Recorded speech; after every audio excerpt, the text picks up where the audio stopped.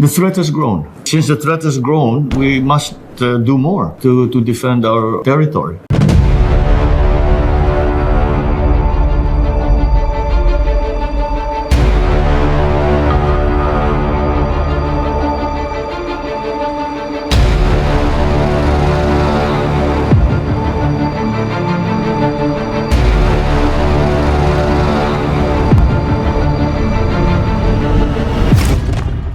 China pinaalis na dito. Nagulat kay BBM man China. Chinese may nahuli na dito. May makukulong na ditong China. Ayon sa nakalap nating impormasyon, espiya timbog nakapasok.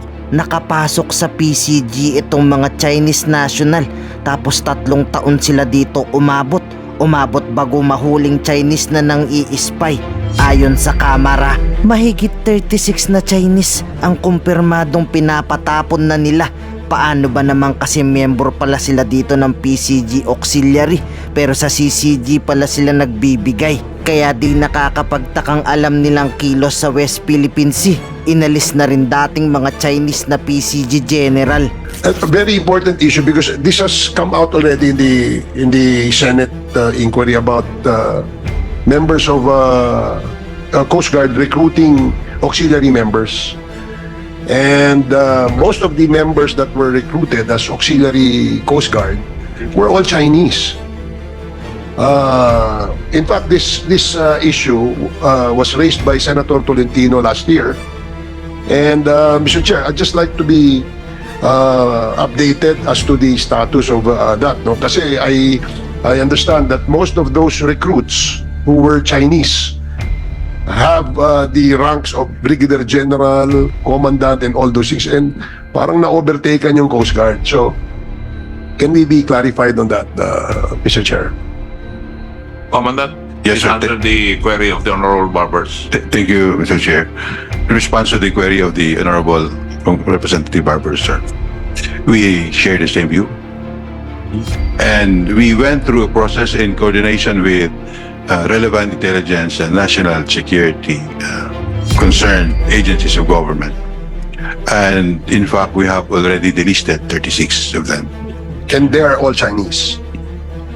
Did Coast Guard conduct an investigation as to... We did. And may we know what happened to the investigation? What's the reason? We did checks on their compliance to the standard set, and we found that they did not comply.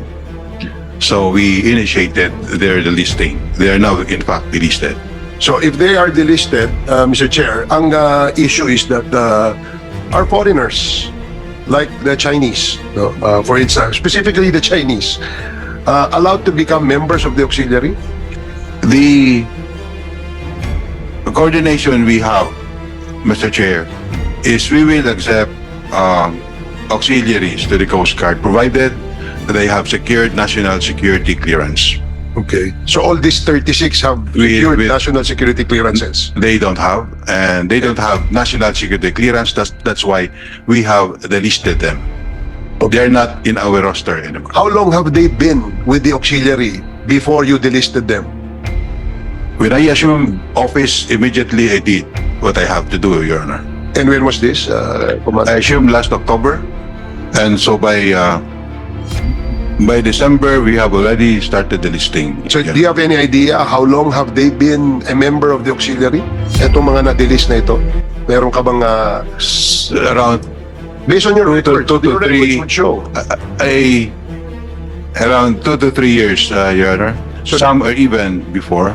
So as you see, Mr. Chair, 2 to 3 years ago, these Chinese who have been a member of the auxiliary of the Coast Guard have been performing perhaps spying duties dito sa atin, and in the guise of being auxiliary members of the Coast Guard. So I'm glad that you have already taken an action by delisting them, but I think we should also look into some Coast Guard personnel who are involved in recruiting these Chinese members. Sino yan?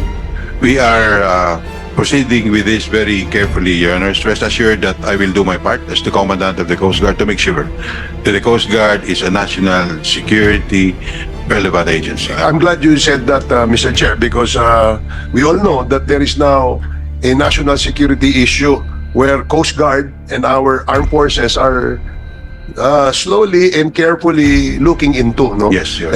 Kapag tayo napasok nitong mga Chinaman na nag-iispiya lang sa atin, it will render the Coast Guard, the armed forces, useless and inutil. So Yeah. yun ang ano natin. But again, no, I think if I may suggest, Mr. Chair, we should backtrack. Sino yung nag-recruit dyan? Bakit pumasok yan? At wala naman silang compliance, wala namang national security clearances. Bakit naging membro na auxiliary yan? Somebody, somehow, sometime, somewhere, have allowed them to become members of the auxiliary. If I may respond, Mr. Chair, I'd like to clarify that the requirement for national security clearance started in my term. Good. It was me who requested for it. So I'm glad that we included that, Mr. Chair, as one of the requirements. But other than that, ano yung mga requirements and sino yung involved doon sa pag-recruit nito mga Chinaman na ito? We are going through it, Your Honor. So, I in the next hearing, Mr. Chair, where Coast One Guard of them will be is fined. dead by now. I'm sorry? He has died already. One of those involved in the early stages of that recruitment, unfortunately, is already dead. Your Not killed. No. Died He died of natural death. causes. Okay. Thank you. Mr. Chair, Mr. Chair, may I add? Before I recognize the Honorable Fernandez, please allow me to acknowledge the presence of the Honorable Joseph Gilbert Filago, representing the 2nd District Province of Nueva Ecija. Welcome po kayo. Yes, the Honorable Mr. Chair, medyo shocking yung nadinig ko. Medyo ngayon ko lang nalaman na may ganun pala tayo that we have recruited yung ating pong mga foreigners, especially mga Chinese para sa auxiliary. Because in addition to what the good gentleman from Surigao,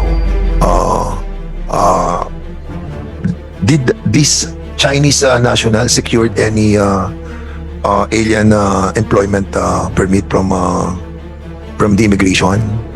Kasi ang mga foreigners that wanted to have a working permit, special working permit, must secure a clearance na permit coming from the DOJ. Not only sa national security.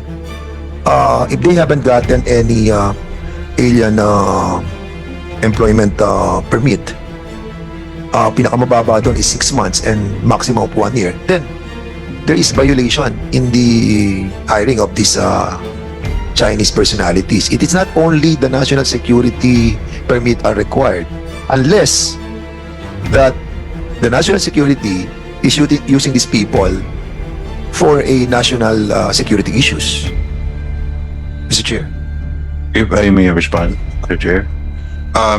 Number one, Mr. Chair, we didn't hire them. We're not paying for them. They're not employed. They're volunteers. They are auxiliaries. As to whether or not they need to have the work permit, it is beyond our purview at this point. On the issue, But I think it doesn't make sense kung voluntary. So much more that if they have intention to spy on us, then voluntarily they will do it. But I think Admiral Gavan, it doesn't make sense yung sinasabi po ninyo na voluntary lang yon. Kung voluntary yon, so much more that we have to be worried. yes, You know why? Because they might use that voluntarism as a pretext of their real intention. I agree, Mr. Chair, and I share your concern.